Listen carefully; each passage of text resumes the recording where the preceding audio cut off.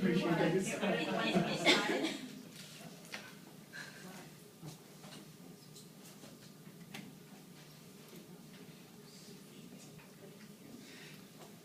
Hi, my name's Dustin Slosh, and tonight I'm going to talk to you about the comp exam. So, any of you guys ever feel this way before you take an exam?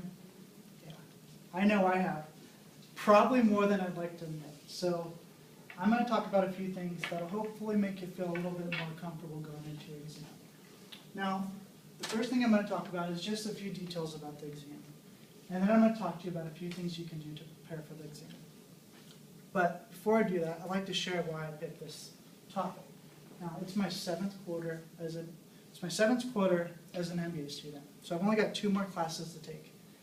So I've got to take this thing in the next 2 quarters. And since I've been a procrastinator, I haven't really looked at any of the details. The only details I've looked at were known is kind of what some of the other MBA students have told me. So when I went to look for some of the actual details, I started off at our MBA website. I didn't really find anything on there other than there is an exam. So I ended up calling the MBA office, and they pointed me towards the student handbook. It's actually the one you got during orientation. Hopefully you got it during orientation. So I'm going to go over a few things that I found. Now, the first thing I found is you don't have to take the exam. There's actually a comprehensive project. So if you're really bad at taking exams, you have another option. Now, if you are going to take the exam, there's a few things you need to know. The first thing is the exam's 4 hours long, and it's going to cover your concentration classes. It's not going to cover any of your core courses. So you need to know that any material covered during your concentration class is going to be a potential test question. Now, the next thing is you only can use a pocket calculator with no data storage, and you can use a dictionary. Now, the university is going to provide you a blue book and a computer to document your answer, but that's it. And you're going to get 5 questions. You're going to get 1 question from each one of your concentration classes. And it's important to know that I took the study abroad class, so I'm only going to get 4 classes instead, 4 questions instead of 5. So know that if you're planning on taking a study abroad question. Now, you only have to answer 3 out of the 5 questions. So it's important to know if you get stuck on a couple, move to the 3 that you're most comfortable with. Following that, I want to talk about when is the comp exam offered and how do you sign up for it. Now, the comp exam is offered on Friday. It's during the sixth week of winter, fall, and spring quarters. It's not offered during the summer. So keep that in mind when you're planning your schedule. And you also have to register for it. Registration's usually during the 2nd or 3rd week of the quarter. And you generally get an email from our MBA office saying it's time to register for it. I'm going to look at how do you know you're eligible. You must be a fully classified MBA student. You must have completed all your concentration courses. Now keep in mind you can take 1 concentration course concurrently with the exam. So you do have that option. Now, and you also got to get approval from the graduate director. And finally, you must have a C or better. You can't have any incomplete grades, and you cannot be on academic probation. And now we're going to take a look at grading and results. Now, each concentration has its own grading committee, and this committee is made up of 3 faculty members. And your identity is going to be made unknown to these people grading your test. They want to make this thing as fair and impartial as possible. And the director of the MBA office is also going to review all exam questions for quality. And finally, the exam is scored on a credit, no credit basis. Now, the exam committee is going to come to a consensus, and they're going to determine whether you get credit or no credit. And you're not going to find out until 5 weeks after you take the exam. So keep that in mind. It's not going to be quick. Now that I've covered some of the exam details, I kind of want to talk about a few things that you can do to prepare for the exam. The first thing is, how do you arrange your class schedule? Now, I recommend that you get your concentration courses out of the way because we all know that some concentration classes are only offered once a year, if that. So keep that in mind. And keep in mind the potential risk of taking one of your concentration courses concurrently with the exam. Now, the exam is on the 6th week, and your class is usually a 10-week period. So you might get a question from the latter half of the class, and you might not be able to answer that.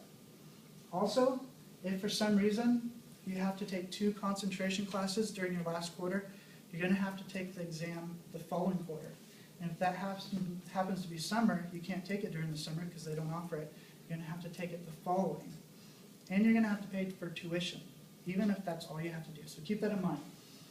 And then I want to look at what your personal and work schedule look like. Now, after talking to a few people that have taken this exam, they've kind of directed me, it's going to take about 40 hours of study time, at least. Now, for me, this quarter would be absolutely nuts. Christmas, Thanksgiving, Halloween is absolutely nuts at my work. So I don't know how I would put aside 40 hours. So pick a time when you could possibly take a vacation. It might help you out. You need time to do that. And then I'm going to take a look at some of the resources you have available. Now, there's copies of past examinations at the library reserve desk. Don't wait to print those up until you're ready to take the exam. Print them up now, and as you're taking the classes, simply answer the questions. It's going to give you a great idea as to what kind of questions you're going to receive, and it's going to help you create a good study guide. Also, take good notes and keep copies of your past examinations. Now, I know a lot of teachers will put copies of Blackboard, and they'll let you keep your exams, and some take them off right away. So make sure you print those out or save them. It's gonna add to your study guide as you're preparing yourself for this. Also, keep your concentration books. I made the mistake of renting one of mine. Now I've got to go back, and I've got to buy it or rent it just to study for the test. Also, they've told me that, or a few students have told me that if you take your study guide to some of your past professors and show them what it looks like, they'll kind of point you in the right direction, or they'll say, hey, why didn't you put this on there? Some are going to tell you, hey, you just need to study the whole thing, but it's certainly worth trying. And the last thing is network. Look at the people around you. I know I've taken a few classes with Mark, Brad, and I mean, the 2 classes already, so those are potential people that I can network with to prepare my study guide. So, in conclusion, I hope I've given you some details about the exam, and I hope you feel a little bit more comfortable about the exam. Thank you, and if you have any questions, I'd be happy to answer them.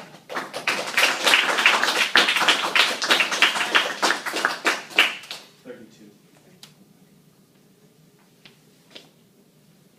Any questions for him? What is the project that you're talking about? So who's the next person? There's a project, and usually you pair up with a professor, and you kind of focus on like an area that doesn't have like open end or closed end. So it's something that you would get. It's kind of. Does anybody have a better answer than that? It's like yeah, it's difficult. Oh, okay. And it's like, you have to be working on it for like a long It's period almost of during the time. program. I It's almost have. like a year. Yeah. I know somebody that she's like one of those people that studies extremely hard, and she ended up taking the exam, and if she couldn't do it, I was like, there's no way I'm trying to do it. So Rachel or Joy? Yeah. Both of them.